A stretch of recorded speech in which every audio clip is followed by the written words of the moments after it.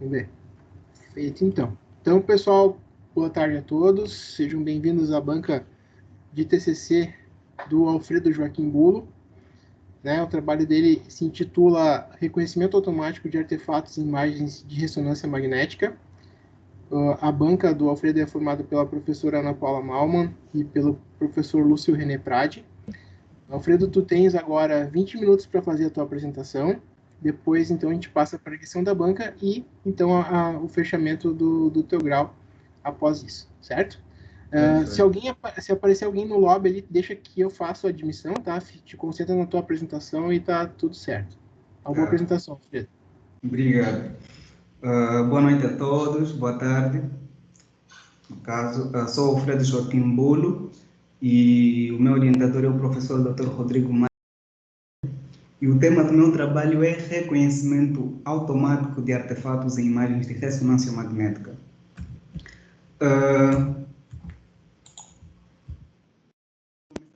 Então, inicialmente trazendo um roteiro naquilo que será a abordagem do nosso tema, até para nos situarmos durante a apresentação.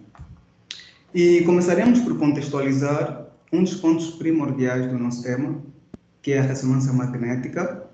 A ressonância magnética é um método de diagnóstico por imagens médicos, cujas imagens fornecidas nesta técnica permitem com que um médico ou um especialista da área da saúde forneça informações sobre o estado anatômico de um determinado paciente. E também esta técnica se diferencia das demais no mercado, primeiro pela não utilização de radiação ionizante durante o processo de aquisição das imagens nela e pela que essas imagens apresentam. E apesar de tanta qualidade nas imagens, infelizmente elas ainda são afetadas por ruídos e distorções que acabam comprometendo a visualização adequada da imagem. E esses ruídos são chamados de artefatos, normalmente. E dá para percebermos, por exemplo, a partir da imagem da esquerda, que temos uma imagem onde ela é sem artefatos e dá para visualizar nitidamente a anatomia de um paciente, enquanto que a da esquerda ela contém artefatos e é quase impossível de visualizar a estrutura, ou no caso a anatomia do paciente. Partindo dessas premissas, a gente estabeleceu alguns objetivos gerais para o nosso trabalho, fazendo o estudo dos tipos de artefatos que existem, imagem de ressonância magnética, e verificar também, normalmente, os métodos que são usados para a identificação e reconhecimento desses tipos de artefatos. E, como objetivo específico, foi feito um estudo dos tipos de artefatos de spike a partir da reconstrução de raw data. Raw data são dados não processados. Aqui temos, por exemplo, uma imagem para ilustrar. Mais em frente vamos entender melhor esse processo. E aqui tem a sua imagem reconstruída correspondente. E a partir desse raw data, a gente vai fazer um estudo de artefatos de spike e vamos propor um sistema computacional para poder automatizar e fazer o reconhecimento dos artefatos nela. O que é que nos motivou a fazer justamente este trabalho? Porque durante o processo meu de acompanhamento, por exemplo, de manutenções em equipamentos de ressonância magnética, pude constatar que quando um engenheiro de campo sai para poder fazer um atendimento relativo a artefatos nas imagens, ele demanda muito tempo, por exemplo, em ter certeza de facto que naquela imagem, por exemplo, tem um artefato de spike e ele acaba fazendo várias novas imagens, por exemplo, que é para ter certeza de que tem spike naquela imagem. E na maior parte das vezes também vai à procura nos arquivos do cliente, arquivos que provam que são chamados de raw data, que provam que na imagem tem de facto artefatos. E eu constatei que isso demandava, assim, algum tempo. E como demandava algum tempo, eu pensei, por que a gente não faz um sistema automático que pelo menos já verifica esses tipos de artefatos e ajude na rápida tomada de decisão, por exemplo, do engenheiro do campo, na hora de fazer o troubleshooting e começar o processo de manutenção na máquina.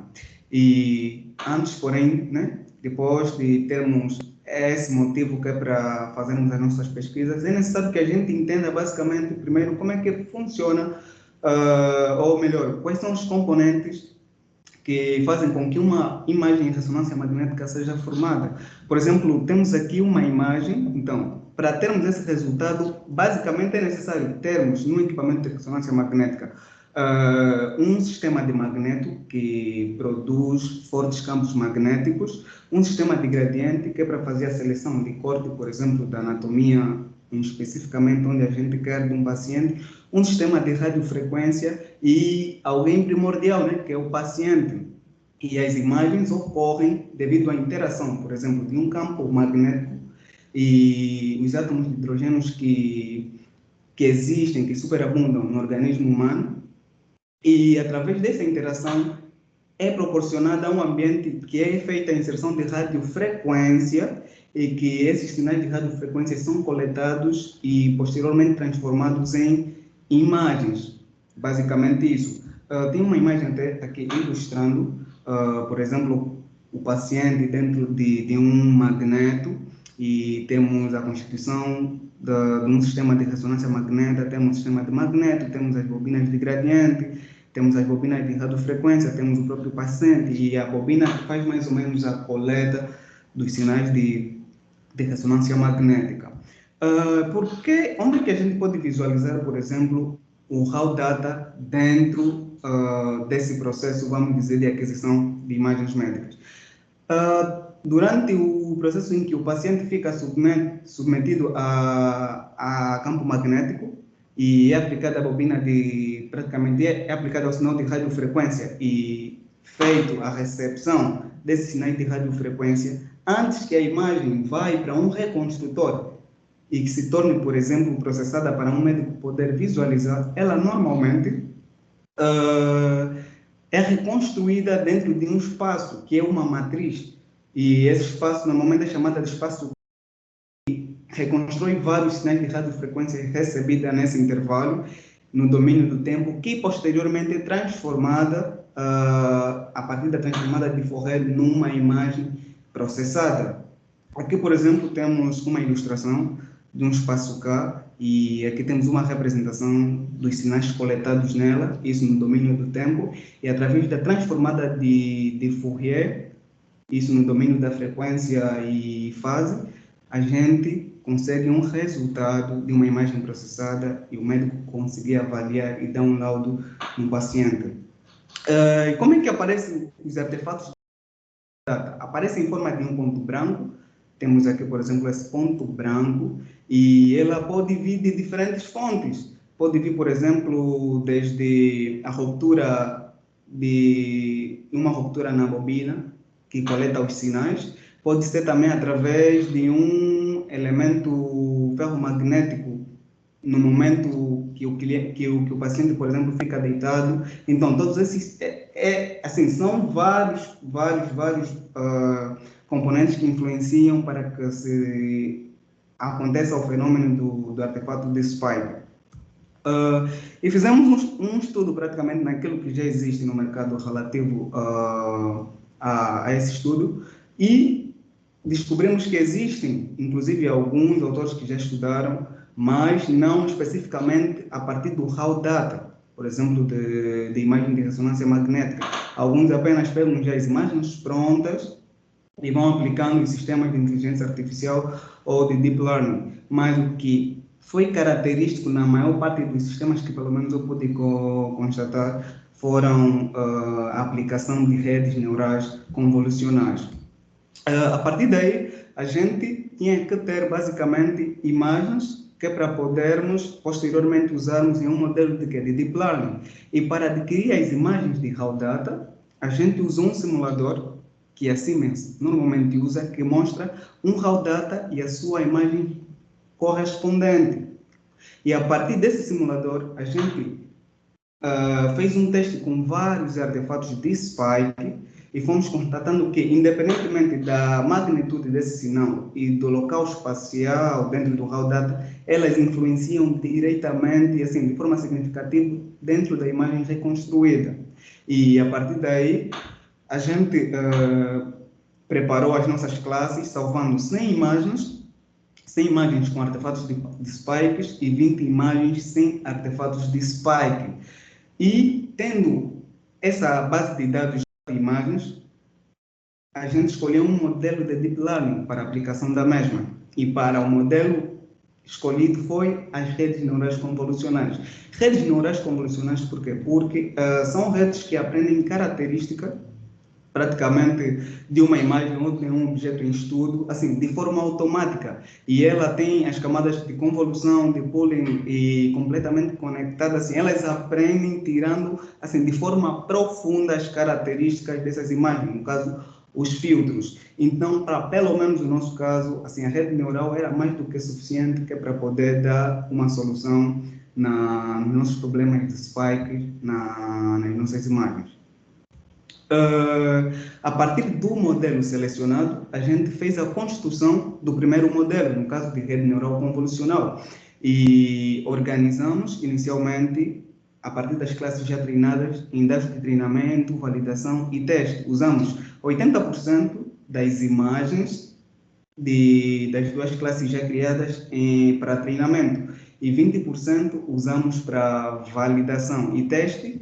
Usamos 10 novas imagens nunca vistas pelo modelo, que é para poder essa validação. E na construção, naquilo que é a construção da camada convolucional, usamos 3 camadas convolucionais, inicialmente com 32 filtros para as duas primeiras e 64 filtros para a terceira. Usamos um tamanho desses filtros 3x3 e um max pooling para mais ou menos reduzir um pouquinho o tamanho das imagens e processar ainda mais informações. Usamos uma função de ativação ReLU para tirar todas as informações que são menores que zero.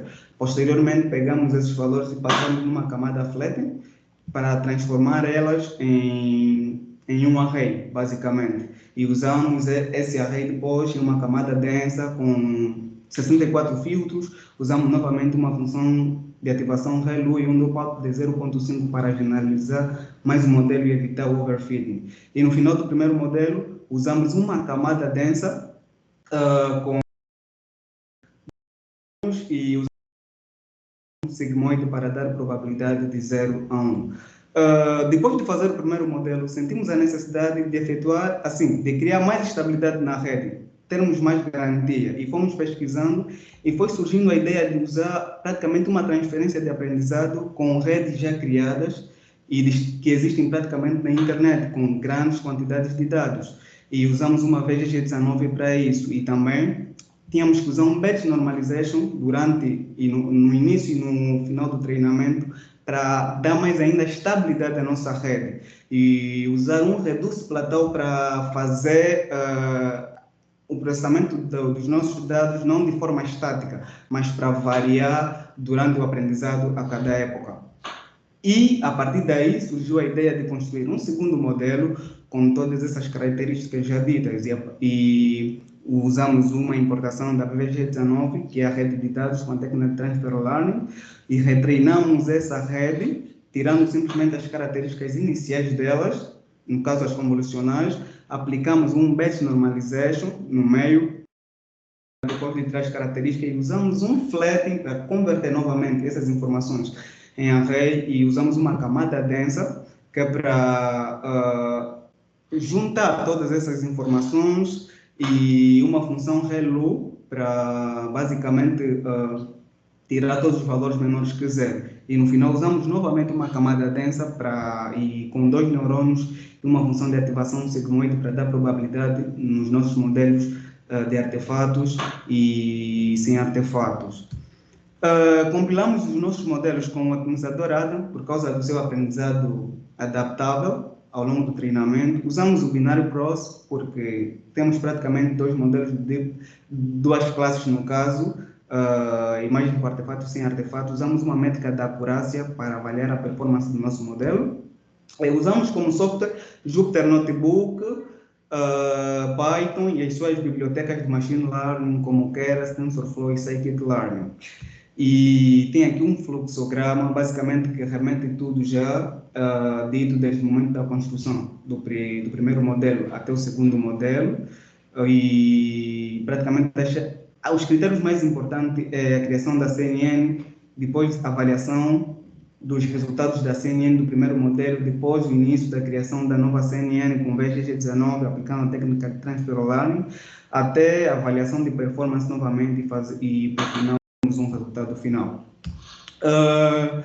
Depois, passando naquilo que foram a análise dos nossos resultados, o primeiro modelo a gente treinou basicamente com 20 épocas e usamos um modelo checkpoint para indo salvar as épocas com melhores aprendizados. E a melhor época, onde tivemos o melhor aprendizado no primeiro modelo foi a 12ª. E cada época teve um tempo médio de processamento de 18 segundos, totalizando as 20 épocas 6 minutos. E achamos uma acurácia de 96,94%. Tem aqui uma representação gráfica em termos de acurácia e número da época do primeiro modelo, onde na 12ª época a gente teve praticamente uma acurácia de 96,94% e tivemos um erro, no caso loss, em relação ao número de época de 0%. No segundo modelo, também a gente treinou com 20 épocas, usamos um modelo checkpoint e um batch normalization, de forma a aumentarmos mais a estabilidade da nossa rede. Usamos o Reduce Plateau para fazer essa variação e não tornar o aprendizado estático. E a melhor época aprendida foi a 10ª, e um tempo médio de processamento de cada época de 14,5 segundos, e um tempo total de processamento de 4,8 minutos, e achamos uma acurácia de 95,24%. Tem aqui a representação gráfica também do segundo modelo, e dá para perceber que na 10ª época a gente estava em 95,24%, enquanto que o erro estava praticamente zero. E depois de ter feito os dois modelos, escolhemos um para aplicação e escolhemos o modelo 2, apesar de ter assim, o menor valor de acurácia, mas apresentava mais estabilidade comparado ao primeiro modelo. E fizemos uma nova métrica, que é a matriz de confusão, para avaliarmos a performance, não simplesmente pela métrica da acurácia, mas também usando outras métricas, como a sensitividade e a especificidade. E assim, achamos valores bons. A acurácia, por exemplo, se manteve no 95,24%, e achamos 100% para a sensitividade e 97,7% para a especificidade. Temos aqui uma ilustração gráfica desta época, onde o modelo praticamente fez um teste com 21 imagens, e nas 21 tivemos um acerto de 20 e um erro apenas de uma imagem. E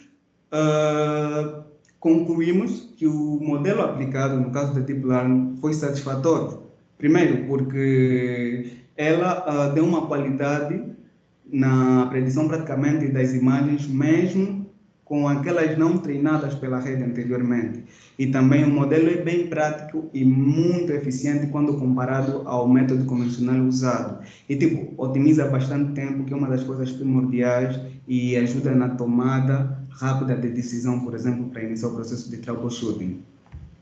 E, como todo trabalho tem uma limitação, a gente sugere para trabalhos futuros que se faça identificação não só em artefatos de spikes a partir do raw data, mas também como na própria imagem reconstruída. E que se faça também um algoritmo, ou se usa um modelo de Deep Learning, que é para não simplesmente identificar um tipo de artefato, mas vários tipos de artefatos, tanto no raw data e quanto na imagem processada. Agradeço pela atenção e agora estou aberto para questionamentos, sugestões. Isso. Obrigado, Alfredo. Muito obrigado pela tua apresentação. Dentro do tempo, como sempre, Alfredo pontual. Tudo certo. Então, agora, mas antes de mais nada, eu gostaria só de fazer já que tem bastante gente aqui, né, assistindo a tua banca, né, Alfredo? Fazendo sucesso. Que privilégio. Que privilégio, né, Alfredo? Bom, aproveitar só para dizer que esse teu trabalho é um trabalho multidisciplinar, né? E como tal, a gente montou uma banca multidisciplinar, tá? Então, a gente vai começar pela lição da professora Ana Paula, que vai dar um enfoque mais voltado para uma parte, né, do trabalho, mas eu vou deixar que a banca fale, né? Eu sou só o mediador aqui, certo? Então, professora Ana Paula, por favor. Boa tarde. É muito legal ver um tanto de colegas aqui prestigiando, né, o Alfredo. Muito obrigada pelo convite. parabéns pela coragem em enfrentar um tema como esse e trazer o tema também, visto o que tu identificas no teu dia a dia, né? Aquela ideia que a gente sempre traz para vocês de buscar soluções para os problemas reais que vocês encontram no dia a dia, né? Então, vem totalmente ao encontro disso. Para a plateia, é bom identificar que não há conflito de interesses, né? Apesar do contato diário com o orientador, nós não combinamos nada, não tem nenhuma espécie de pegadinha aí, né? Os trabalhos são bem separados, né? Então, só para... Né, não que vocês achem que tem alguma influência aí. Fiz algumas anotações aqui, porque a gente fica emocionado também por poder acompanhar desde o segundo semestre, né, Alfredo? Poder ver essa trajetória, esse teu crescimento, né? E como agora a formatura está tão perto, né? É muito legal poder estar de perto vendo isso. Deixa eu ver aqui o que eu botei. Então, parabéns pela condução da tua apresentação. É sempre importante a gente ouvir também e não só ler, né? A tua segurança, o teu empenho com o trabalho, ele é evidente. O quanto ele tem significado para ti, isso na forma que tu apresenta também é muito consistente, né? Como que tu foste atrás dos porquês e para quê, né? De tudo isso. Então, parabéns pela forma como tu conduziu isso tudo. Eu vou puxar algumas ideias aqui de pontos, de sugestões, e eu acredito que o professor Lúcio vai trazer o complemento, né, por causa das nossas áreas de atuação, né, e como esse trabalho é interdisciplinar, como foi trazido pelo orientador, a gente traz a contribuição que está mais confortável, né, da nossa linha de visão. Eu deixei anotações no texto, depois eu vou te passar, eu não vou ficar falando de todos os pontos aqui, né? Eu elenquei alguns principais e algumas coisas que são sugestões, né? Não necessariamente que tenha que ser modificado, mas depois, em conversa com o orientador, vocês tomam a decisão sobre o que julgam ser melhor. Esse é um trabalho de referência, Alfredo. Como eu já disse antes, a tua coragem é grande de abrir uma nova frente dentro da Unicinos. A gente tem uma inter-relação aí da Escola Politécnica com a aplicação de estudo da saúde, né, que não é algo corriqueiro, não é algo confortável, precisa ter muita consistência, né, e, de novo, muita coragem para isso. Então, por ser um trabalho de referência, os teus colegas, o que vem adiante, eles vão ler também esse trabalho dos diversos cursos. E aí, alguns termos, algumas frases, alguns conceitos, é bom que a gente deixe bem redondinho, bem refinado, né? Então, foi dentro dessa ideia que eu dou algumas sugestões aí. E aí a gente pode lapidar um pouco melhor também. O tempo verbal, em muitas partes, ficou no futuro ainda, né? Isso vem de quando se passa do TC1 para o 2, a gente às vezes esquece, né, de que o trabalho foi concluído, então ele já passou, não será feito, né? Foi feito. Algumas traduções de siglas em inglês, algumas vezes foi bastante repetido o termo todo por extenso, né? Então a gente pode, depois que foi identificado uma vez com as siglas, a gente pode passar a usar as siglas, especialmente quando fala ressonância magnética, né, que é um termo muito usado, as pessoas falam RM, né, então isso também começa a ficar no sangue, né, não tem mais a necessidade de botar todo o texto sempre, fica mais objetivo. Muito pouco, mas para lembrar a todos sempre que vírgula é o separador decimal, então aparece lá 0,7 Tesla. A gente fala assim, mas é vírgula, né, no texto em português. E quanto a isso, tranquilo também para arrumar. O resumo eu achei muito bem elaborado, né? Tem uma condução que já mostra tudo que vai ser feito no trabalho, e assim como toda a leitura do trabalho também, né? Não é necessário voltar e buscar algum termo perdido. A questão das siglas é normal quando a gente não é tão habituado a todo o tema, mas em questão de entendimento, né, um texto corrido que a gente lê do início ao fim, isso é muito bom. Tu tens o trabalho aí na mão, Alfredo, para a gente olhar? Tenho ela aqui aberta, isso. Olha lá na página 14. Agora eu também tenho que voltar aqui na página 14. Isso. Deixa eu pegar direitinho o termo aqui que tu usou. Eu esqueci de pôr na página 14, né? A principal fonte de energia para as imagens é o espectro eletromagnético. Nós temos que cuidar o que é forma de onda e o que é fonte de onda, né? Isso é bem importante. E aí eu deixei algumas anotações também no sentido de... Isso é bem importante, como é uma nova frente, da gente explicar bem para as pessoas e esses termos não serem mais confundidos do que é onda sonora, o que é onda eletromagnética, tá? Isso tem que ser básico.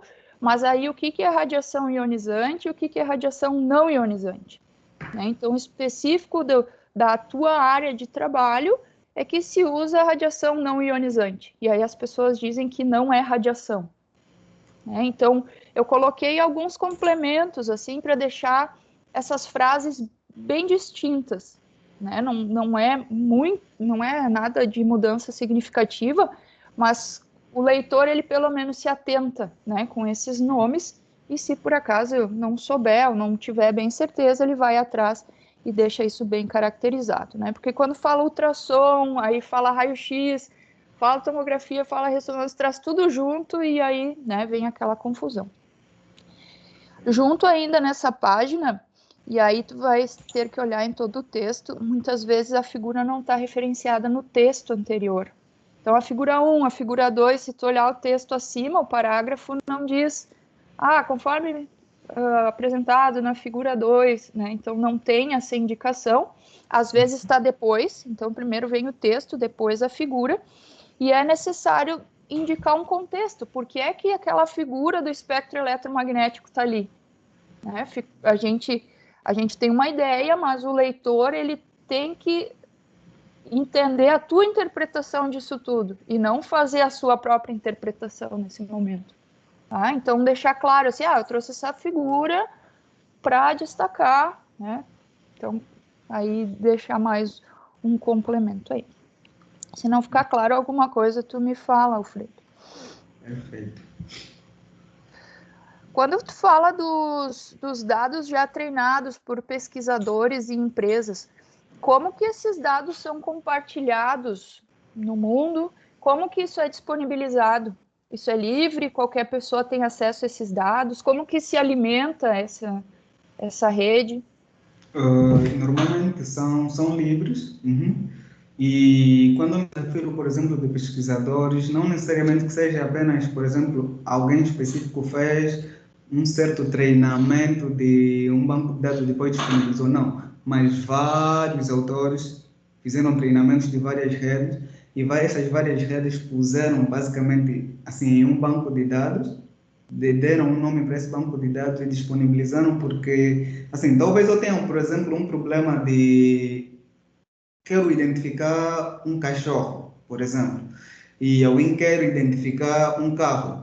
As características aprendidas, por exemplo, para o cachorro, assim, aquelas camadas convolucionais, assim, são as mesmas bases e ajudam também a extrair as características, por exemplo, de um carro. Não de forma proporcional, mas dentro das redes convolucionais, ajuda mais ou menos a... Mas existe um site, um local que as pessoas elas se direcionam para buscar essas informações? Então, existem vários sites oficiais. Por exemplo, o meu, eu baixei um específico, mas existem outros também. E, inclusive, também tem empresas que têm esses bancos de dados que acabam disponibilizando esses bancos de dados. E aí, se você tiver acesso a elas, pode baixar, usar para o benefício da tua rede. Então, se entrar em contato com outras pessoas que estudam, vamos dizer, dados parecidos, a gente consegue essas informações. Sim, é possível. Isso é bem interessante, né? Isso se fala muito em muitas frentes, não só de imagens médicas, mas na geologia, fala muito, né? O que me vem agora na cabeça, das pessoas elas trazerem para o grande público esses dados, e não cada um começar do zero sempre, né? Então isso aí é muito importante. Eu fiz também algumas sugestões para deixar o texto bem redondinho na questão do SPIN, né? São conceitos bastante duros, né, para deixar de uma forma palpável. Então, às vezes, talvez tenha um deslizezinho ali, né, para falar o spin dos átomos, né, mas não é bem o spin dos átomos. É uma física chata falando, puxando um pouquinho aqui, né, então... Mas é aquela ideia sempre, vamos refinar um pouquinho mais, já que estamos aqui, né? Tá, algumas coisas eu vou pular aqui, porque eu escrevi lá no texto. Quando fala em artefatos, eu lembro de palestras, inclusive de quem tu colocaste como referência, de que o simples movimento de um paciente já gera um artefato, né? É um problema naquela imagem. Então, existem outros trabalhos só para não acontecerem esses artefatos, não ocorrerem, né? Mas quando eles já estão ali, como tirá-los, né, da leitura. Então, tem coisas que não são evitadas. E, às vezes, aparece até artefato com uma pessoa que usa uma peruca. Né, que tem tatuagem, que usa maquiagem. Então, a maioria das pessoas nem imagina que isso vai dar problema na imagem. Então... E até esse ponto que a senhora comentou é importante frisar porque, por exemplo, dentro do campo, né, de ressonância, quando se fala de artefatos, é necessário também ter assim, um pouquinho de cuidado na abordagem dela. Por exemplo, para o meu caso, sim, temos um artefato, por exemplo, como, vamos dizer, um problema, algo que distorce a imagem, mas para alguns casos ela pode beneficiar, sabe? Por exemplo, para um pesquisador que está a estudar aquele caso, porque tem os seus lados bons e também vamos dizer que tem os seus lados ruins. Mas essa é uma questão assim, muito complexa que é necessário também se estudar com mais detalhe e ver, por exemplo, quais são os lados bons do artefato. Hoje tu definiu o artefato como um problema, para outros não necessariamente vai ser um problema. Isso. É só para brincar um pouquinho contigo, Alfredo. Tu definiu que tem muitas empresas, né, que trabalham com equipamentos focando na ressonância, que é o teu objetivo. E por que tu cita a Siemens? Assim, porque a Siemens, Porque primeiro, escolheu a Siemens, né? porque o meu tema tem a ver com artefato de spikes. Spikes é algo que basicamente existe esse nome dentro da Siemens e para outros fornecedores, por exemplo, usam o nome como White Pixel. Então, como eu usei, vamos dizer, os requisitos necessários da Siemens, as minhas abordagens, principalmente de conversa com engenheiros que admiro, são da Siemens, a experiência de campo foi da Siemens, então não tem como fugir disso. Então, é uma brincadeira, né? Porque é o que tu tens de real para trabalhar, né? E, de novo, frisando que isso traz uma possível solução de problemas que existem nos equipamentos com os quais tu trabalha. Certo. Então, isso também, por isso que eu puxei também essa ideia. Eu anotei aqui na página 29, o item 2.3.1.4.4. Achei muito bem escrito, né? Assim, dá para perceber a parte que foi o teu desenvolvimento do trabalho e essa sequência, uma facilidade de entendimento, apesar do contexto mais pesado, muito bem escrito, né? Então fica os trabalhos correlatos também, como fazer todo esse link aí. Achei muito, muito... Não fica dúvidas. Obrigado. Botei aqui no 35. Aqui é uma coisa de chato, né? Porque os professores estão começando a a enfatizar, lá na página 35, no teu fluxograma da metodologia, faltou o fim. Aí tem início e não tem fim. Entendi. Então, Né? Uhum. Considerei o resultado final como o Mas fim. aí põe a elipse lá com o fim e fica Tá. isso aí. Teus objetivos foram atingidos, né? Pelo menos, me corrige se eu fiz uma interpretação que não foi bem essa. Mas o tempo de processamento dos dados, de trazer uma agilidade para quem vai fazer um laudo depois, né, e trazer informações mais diretas, vai repercutir lá no fim em um paciente que vai ser melhor atendido. Né? Então, o tempo de análise, ele tem tudo a ver com isso. Né? Apesar de não estar essa justificativa linkada à outra, ela vai trazer benefícios em todos os lados, né? Tanto do quão rápido se vai fazer uma análise, quão rápido vai entregar para quem vai fazer o laudo e o quão assertivo, né? O quão mais próximo do real vai ser o laudo também. Né? Então, isso é uma preocupação muito que eu enxergo como direto aí. Então, esse é um trabalho pioneiro, tem muitos já assuntos identificados, né, para seguir com esse trabalho. Te dou parabéns mais uma vez e eu vou fazer mais uma pergunta só. Qual é a tua contribuição como engenheiro? Porque depois vem um outro passo, né? Agora é o teu foco como engenheiro, depois vai vir lá na frente o teu foco como físico, né? Qual é a tua contribuição hoje como engenheiro com esse trabalho para o mundo? Então, primeiro, ela como está direcionada à área médica, automaticamente é algo que de todas as formas acaba beneficiando muita gente porque está em prol de salvação de vidas praticamente. E agora, mais específico como engenheiro, assim, esse trabalho, para além de ser pioneiro, apesar de que já existe muita gente, por exemplo, fazendo grandes pesquisas nisso, mas acaba sendo assim, um diferencial não só para artefatos de spike, por exemplo, tendo em conta a rápida resposta que eu tenho, tá? Mas como também os outros tipos de artefatos, obviamente que é necessário estudar e tudo mais, mas é mais virado para essa área, ajuda assim, otimizar o tempo, sabe?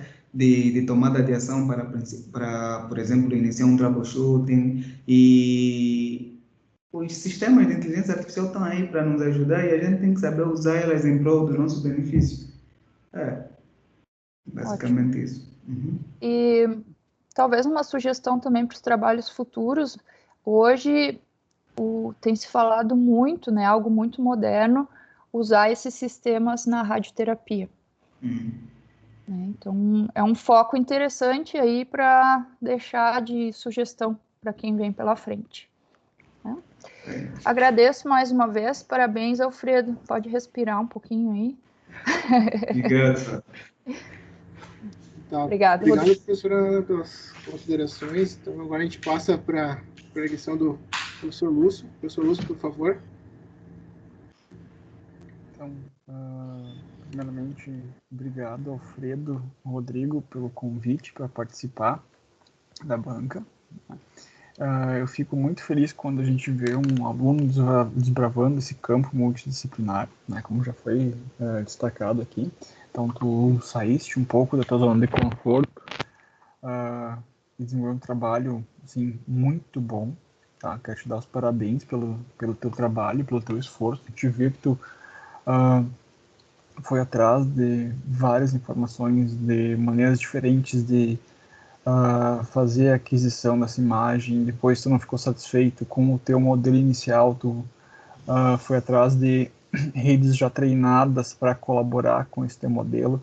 Então se vê que tu, além de de ter que se aprofundar nessa parte de geração das imagens, tratamento das imagens, tu foi além e explorou essa parte de machine learning, aprendizado profundo, né? Então, eu quero dar os parabéns por isso, né? Só a escolha do assunto já foi um ponto, assim, muito feliz do teu trabalho, né? E a contribuição que tu mostraste ali, perfeito, né? Esse pré-processamento da imagem, essa ferramenta de auxílio de diagnóstico, já indicando que aquilo lá pode descartar que é um spike, uma contribuição muito relevante mesmo, né? Obrigado.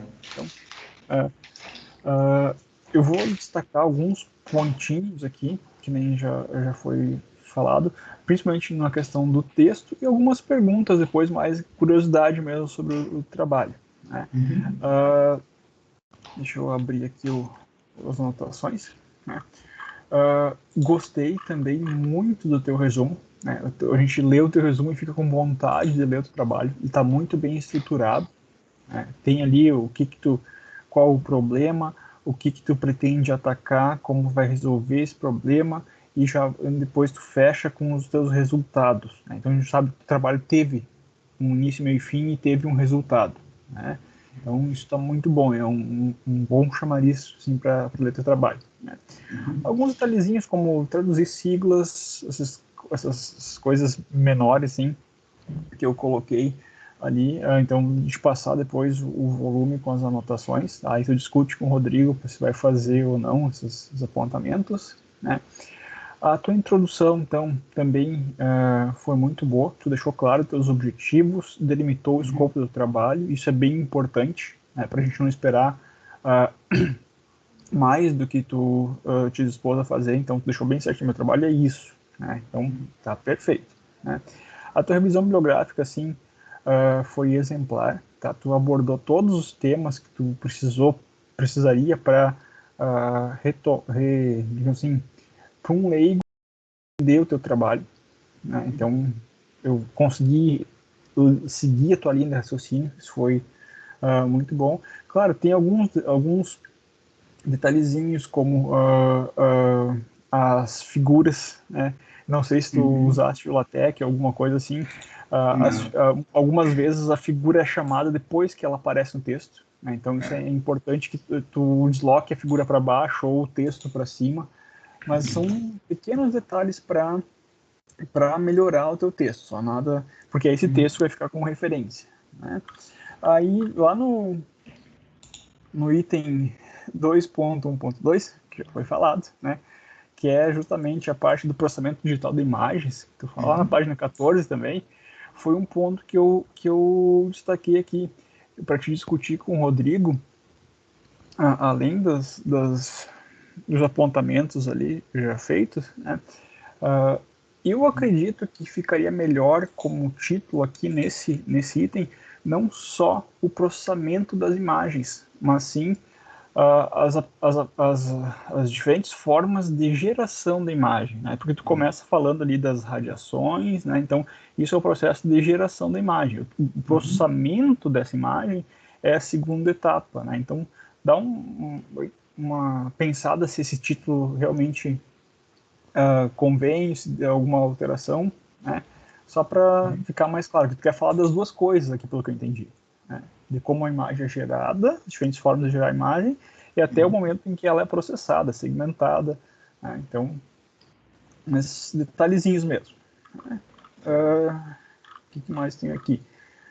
As figuras apareceu 2, 3 vezes aqui, né? Uma coisa que eu percebi é que tu usaste o modelo aquele com 5 níveis, tá? Não tá errado, tá? É só que a gente dá preferência para usar, então esse preciosismo já, tá? A gente dá preferência para usar o modelo com 3 níveis de títulos, né? Esses 5 níveis é o pessoal do direito que usa, porque aí tu acaba deixando teu texto muito segmentado, né? Muito compartimentado.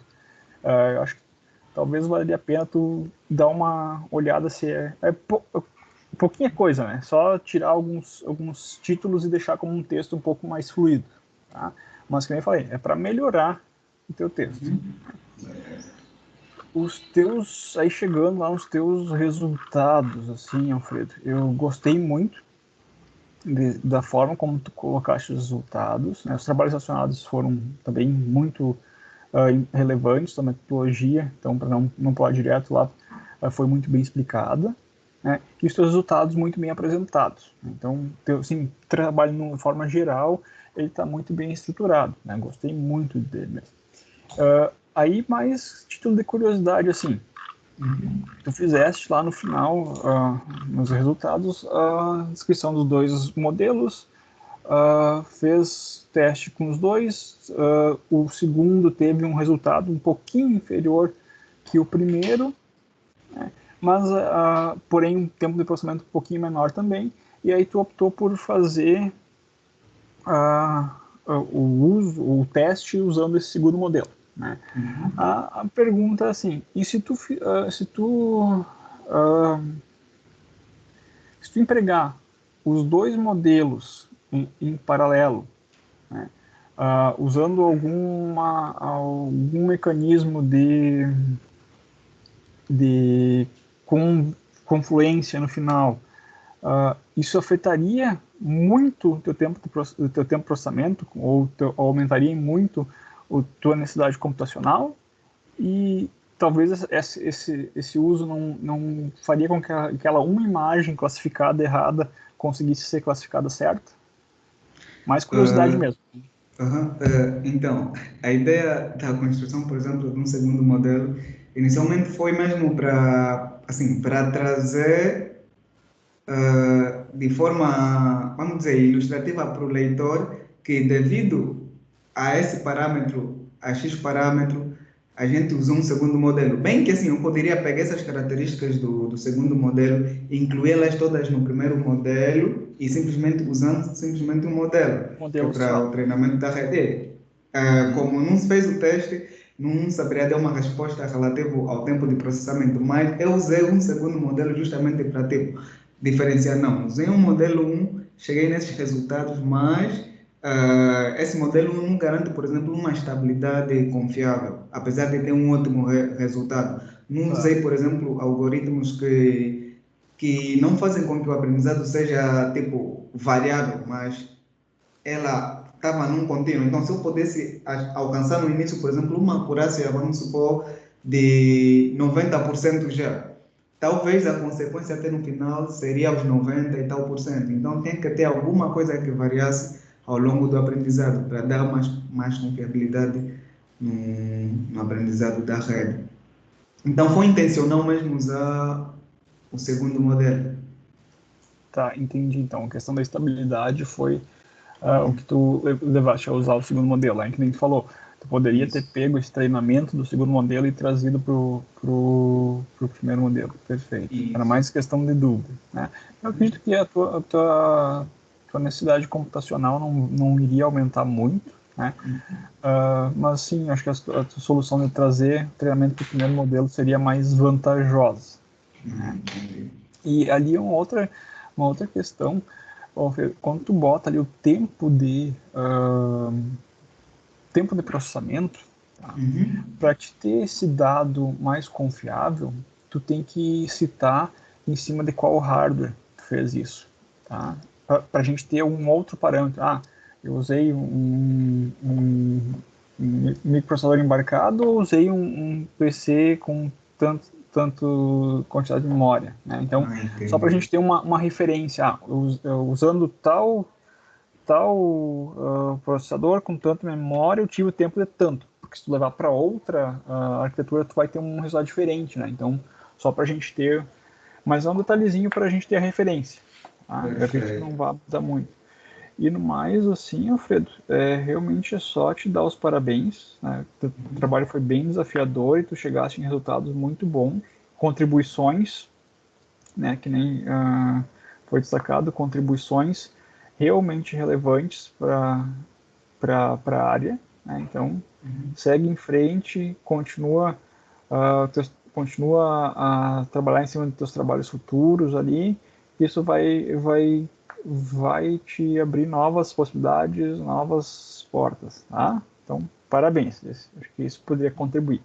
Obrigado, professor.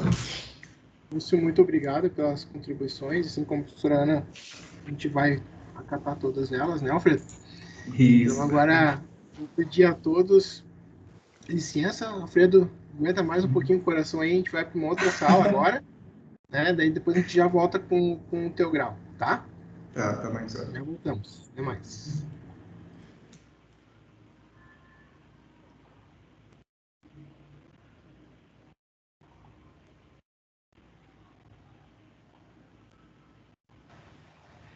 E aí, cara? Como é que é, oi? E aí, Antônio? Oi, Tudo estás de certo? parabéns. Obrigado, irmão. Obrigado. Oi, estás de parabéns. Foi muito bom a tua apresentação, oi. Gostei bastante. Muito obrigado. Eu consegui entender, então está muito de parabéns. Público leigo, assim, agradece. Obrigado mesmo. Legal.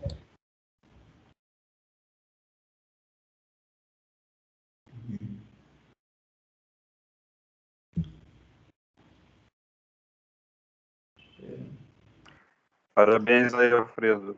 Acho que nós desperdiçamos de você não ter dado umas palestras para nós aqui durante o estágio. E aí, professor? Muito Obrigado. bom. Parabéns aí. Obrigado.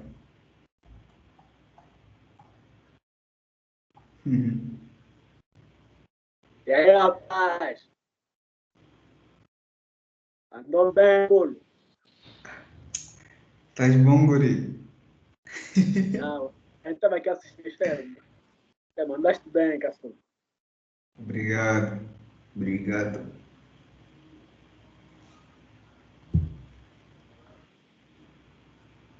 Oi, pode ficar tranquilo, meu. Tô vendo que você tá muito.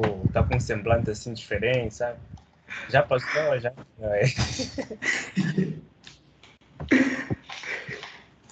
Descontrai, oi. Ok.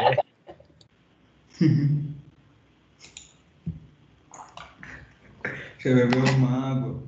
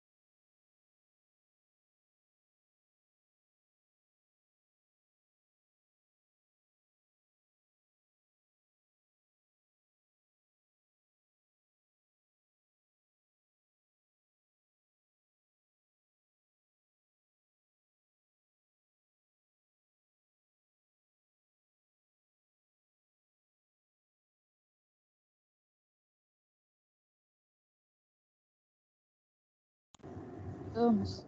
Voltamos. Do que eu falei demais. Isso é consumo interno. Então tá, não vamos fazer muito mistério, Alfredo, porque eu tenho outra banca agora, 7 horas. Tem outra banca às 7 horas. Ué, a Lúcio tá aí, não tá? Tô aqui. Aí sim. O Lúcio, ele fica sem câmera, ele é tímido. Fazer uma foto aí. Lúcio, tinha que aparecer fazer uma foto. Ô, Alfredo, tira o compartilhamento pra gente ficar... Todos juntos. Pra tirar um print. Perfeito. Mas eu tenho que falar antes pro Alfredo, né, Alfredo? Tem que falar, né? Quer saber ou não quer? Você pode ser depois. Quero. Com certeza. Com certeza, então tá. Então, Alfredo, parabéns, cara, foste aprovado com distinção. Valeu a pena esse trabalho, né? Valeu a pena todo esse sofrimento que eu sei que tu passou, né? Nervoso ali, várias reuniões para chegar, conseguiu, cara. Tá? O mérito é todo teu. Parabéns. E agora a vida que segue, né? Só que vida que segue agora com uma outra graduação, né? Da tua trajetória profissional. Então, eu tô muito feliz de ver aquele rapaz que chegou de Angola andando de Havaiana e bermuda e agora tá dinheiro formado, né? Muda bastante, assim, eu fico bastante feliz eu fazer parte dessa transformação bem na tua vida, né? E parabéns, cara. Segue o teu rumo aí e não esquece da gente, né? Com certeza. Muito obrigado. Só gostaria de falar algo rápido mesmo. Agradecer primeiro os meus orientadores, Rodrigo, Sorana, pela coragem durante todo o trajeto e também, assim, endereçar o meu agradecimento. Assim, nem todos, infelizmente, vou poder agradecer, mas ao engenheiro Alberto Rambo, que é um outro professor para mim também, o Murilo, o Mauro, o Gustavo Rosa. E, assim, é muito nome que vem pela cabeça, sabe? E todas as pessoas de forma geral. E, assim, o meu agradecimento e obrigado a todos que fizeram parte da banca, aos orientadores, professor Lúcio. E, assim, muito obrigado. Parabéns, Alfredo. Parabéns, cara. E agora, aproveita o dia de hoje para dar uma descansada, mas a gente tem algum trabalho ainda para fazer, tá? Perfeito. As pessoas vão mandar ali para ti as recomendações, né? E como o teu trabalho ele vai ficar para